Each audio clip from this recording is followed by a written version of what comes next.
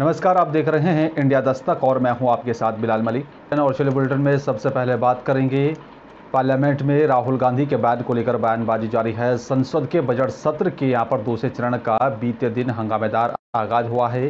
Bharatiya Janata party भी लगातार राहुल गांधी को लेकर उनके बयान को लेकर भी अब नाराजगी व्यक्त कर रही है। बीजेपी नेताओं ने राहुल गांधी से लंदन में यहाँ पर भारत की छवि खराब करने को लेकर माफी की मांग की है। वहीं कांग्रेस ने यहाँ पर अडानी मुद्दे पर सरकार को घेरने की कोशिश की। आपको बता दें कि लोकसभा और साथ ही राज्यसभा दोनों में यहाँ पर राहुल से माफी की मांग की जा रही है और इसी बीच यहाँ पर दूसरे दिन भी सदन के हंगामेदार होने की संभावना है।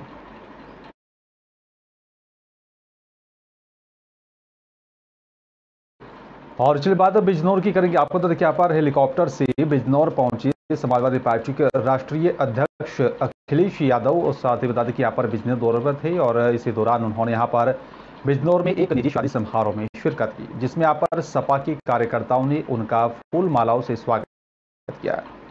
आपको बता दें कि यहाँ पर पुलिस ने अखिलेश यादव की सुरक्षा व्यवस्था का पूरा इंतजाम किया था। साथ ही आपको बता दें कि यहाँ पर शादी के बाद यादव ने और जो है अफजलगढ़ सहित यहाँ पर कई कस्बों का भी दौरा किया।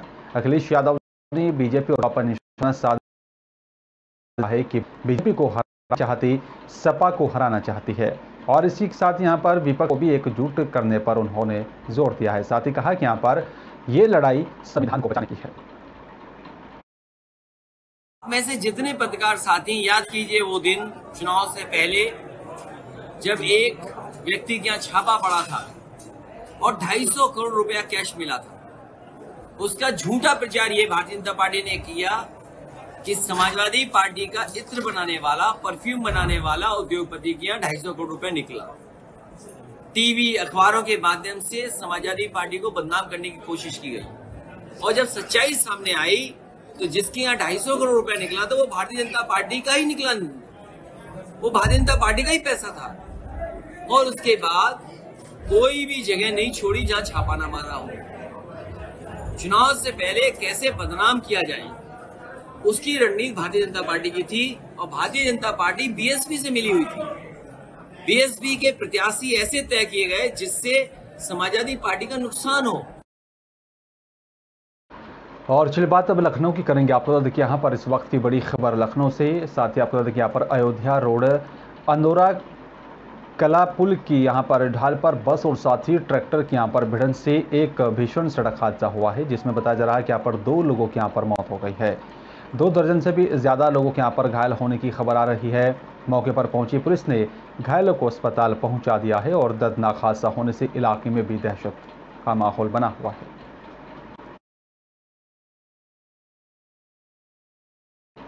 चलिए बात बिजनौर के गांव की करेंगे। बता दें कि यहाँ पर गांव महमूदपुर में रहस्यमय ढंग से यहाँ पर एक युवक का शव उसके घर में यहाँ पर फांसी के फंदे पर झूलता हुआ मिला है।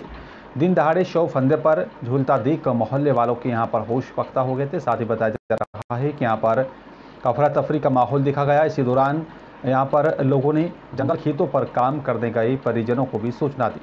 सूचना पर पहुंची परिजनों ने देखा तो यहाँ पर मृतक नरेश का शव उसके ही घर में फांसी के फंदे पर लटका हुआ है। पुलिस ने मौके पर पहुंचकर शव को कब्जे में लेकर पोस्टमार्टम के लिए भेज दिया और आगे की कार्रवाई शुरू कर दी है।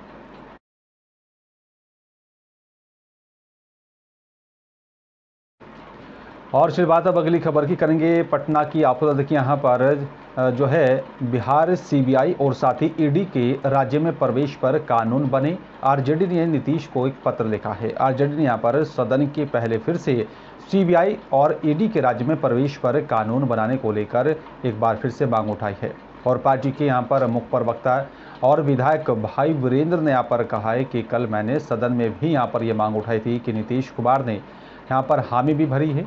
और आपको बता दें कि आरजेडी विधायक भाई वीरेंद्र ने कहा कि यहाँ पर आज मैं मुख्यमंत्री नीतीश कुमार को एक पत्र भी दे रहा हूँ कि यहाँ पर इस पूरे मामले को लेकर जल्द से जल्द कार्रवाई की जाए। रैली करने का स्वतंत्रता है।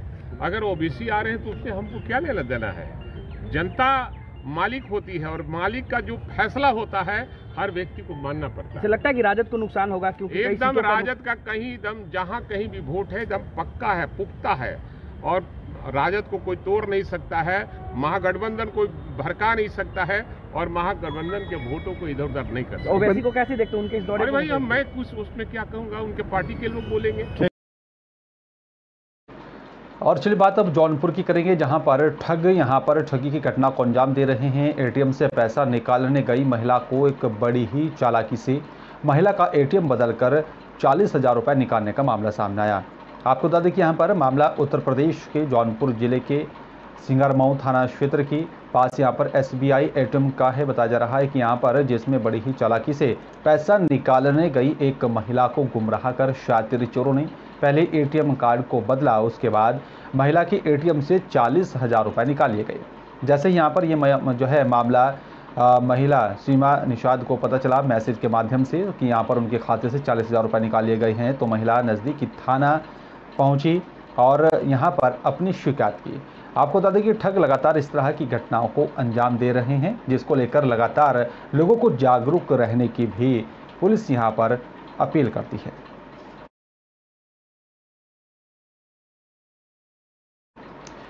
और चलिए बात अब उत्तराखंड के हल्द्वानी की करेंगे। आपको बता दें कि यहाँ पर हल्द्वानी में पेयजल की मांग को लेकर ग्रामीणों का गुस्सा एक बार फिर से फूटना शुरू हो गया है। तस्वीरें हल्द्वानी के दमुआढंग इलाके की हैं, जहां पर ग्रामीणों ने यहां पर आरोप लगाया कि यहां पर पेयजल किल्लत को दूर करने के लिए 6 इंच का पेयजल लाइन डाली जानी थी, लेकिन यहां पर पेयजल और साथ ही केवल 4 इंच की पाइप लाइन डालकर खानापूर्ति की जा रही है। और अब गर्मी का मौसम शुरू हो गया, जिसके चलते लोगों को यहां पर पानी की किल्लत से दो चार होना पड़ेगा। इसमें ऐसा है कि पहले वहाँ पर एक 12 इंच की एसी की पाइपलाइन पुरानी पड़ी हुई थी और सारे लोग के कनेक्शन उसी 12 इंच की पाइपलाइन से थे। अभी वहाँ नहर कवर करके चौड़ा करने का था, तो उसमें वो पाइपलाइन शिफ्ट करने की बात आ रही थी, क्योंकि वो पाइपलाइन जो 12 इंच सीमेंट की है वो लगभग 35 से 40 साल पुरानी है, तो उसकी लाइफ ऑलमोस्ट पूरी हो चुकी थी। तो उसकी जगह हम लोगों ने 12 इंच की एक नई पाइपलाइन MS की डाली है सड़क के बीच में से। लेकिन पहले लोगों का कनेक्शन जो था वो उस 12 इंच के पाइप से था, जब उस पर हैवी लोड चलता था तो लोगों के कनेक्शन टूटते थे। तो अब हम लोगों ने उस 12 इंची से 4 इंची और 6 इंची की ब्रांच लाइन निकाल रखे हैं, 300 मीटर लंबी। देखिए, ये जल संस्थान की बहुत बड़ी लापरवाही है, उनके अधिकारियों की बहुत बड़ी लापरवाही है। पिछले वर्ष भी चंबल पुल पे आपको भी पता है कि इसका विरोध हुआ था। वहाँ पर 6 इंच की लाइन पड़नी थी, 4 इंच की डाली। वहाँ के लोगों ने, स्थानीय लोगों ने विरोध करा, तो 6 इंच की लाइन वहाँ से लेके 1 किलोमीटर तक डाली उन्होंने।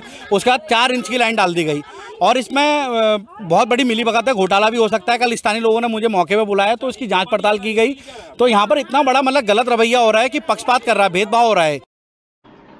उत्तराखंड में हाई स्कूल और साथ ही इंटरमीडिएट की बोर्ड की यहाँ पर परीक्षा शुरू होने वाली है और आपको बता दें कि यहाँ पर परीक्षा 16 मार्च से 6 अप्रैल तक आयोजित की जाएंगे और सभी परीक्षा केंद्रों के यहाँ पर 200 मीटर के दायरे में धारा 144 को लागू कर दिया गया है। उत्तराखंड विद्यालय शिक्षा परिषद की परीक्षा में प्रदेश भर से सबसे अधिक अति संवेदनशील 9 परीक्षा केंद्र हरिद्वार जनपद में हैं, जबकि यहाँ पर पौड़ी 5 और पिथौरागढ़ में 1 परीक्षा केंद्र ऐसा है।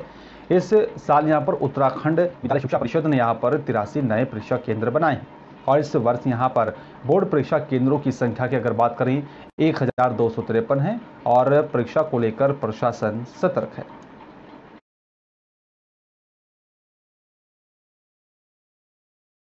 फिलहाल मेरे साथ सिर्फ इतना ही। नमस्कार।